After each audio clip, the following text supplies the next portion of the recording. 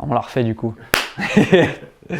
Bon, du coup, moi c'est Alex, je fabrique des skateboards à Seignos depuis maintenant 3 ans. J'ai commencé à Biarritz dans un garage d'immeuble un peu tout pourri, sans élec, sans eau et avec des outils vraiment rudimentaires. Mais je pense que c'est ce qui m'a permis aujourd'hui d'arriver ici. J'ai décidé de fabriquer des planches pendant le confinement en fait, qui consiste donc à presser 7 plis d'érable canadien avec de la colle. On vient coller avec une colle polyuréthane qui va permettre en fait de résister durablement aux intempéries, donc à l'humidité entre autres, qui est une des premières causes de casse des planches.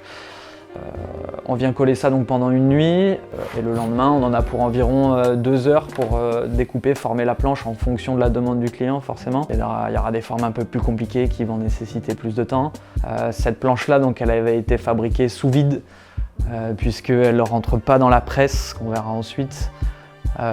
Et ça par exemple ça prend au moins une semaine, ouais, ça a pris au moins une semaine à fabriquer quoi. Parce qu'il y a des contraintes de pliage du bois qui sont un peu plus complexes qu'une planche traditionnelle. Du coup on peut découper à plein de formes différentes comme ici une planche en forme d'épi de maïs qui était pour une collab particulière rapport aux Landes, donc le maïs. À la fin on vient vernir la planche donc avec un vernis bois assez classique mais qui aura quand même une résistance aux intempéries aussi, histoire que la planche elle tienne vraiment le plus longtemps possible, puisque là où elle va être mise en contrainte c'est au skatepark, ça peut arriver qu'il pleuve en pleine session, donc on prend la pluie et la planche, si le vernis a sauté, l'humidité rentre dans la planche et c'est là qu'on va commencer à mettre le bois en contrainte et que la planche elle peut donc casser. Alors aujourd'hui après tu as des planches qui sont faites avec du carbone, avec de la fibre de verre, des matériaux qui sont pas très recyclables, qui sont même pas du tout recyclables pour certains.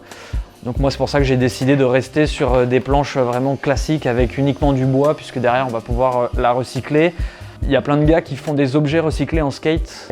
Donc je pense notamment à ces gars, moi quand je fabrique des planches, derrière quand ils vont devoir réusiner le bois, de la poussière de fibre de verre ou de carbone c'est hyper nocif. Déjà que la poussière de bois et la poussière de colle, il faut mettre un masque. Donc voilà, ouais, rester traditionnel, moi c'était vraiment l'important quoi, une planche bois, colle et vernis forcément. Mais après ouais c'est des planches que je skate tous les jours, hein, que ce soit pour se balader ou pour faire des figures dans les skateparks etc. ou en ville. Ça se skate plutôt bien, mais la meilleure façon de le savoir, c'est de les essayer.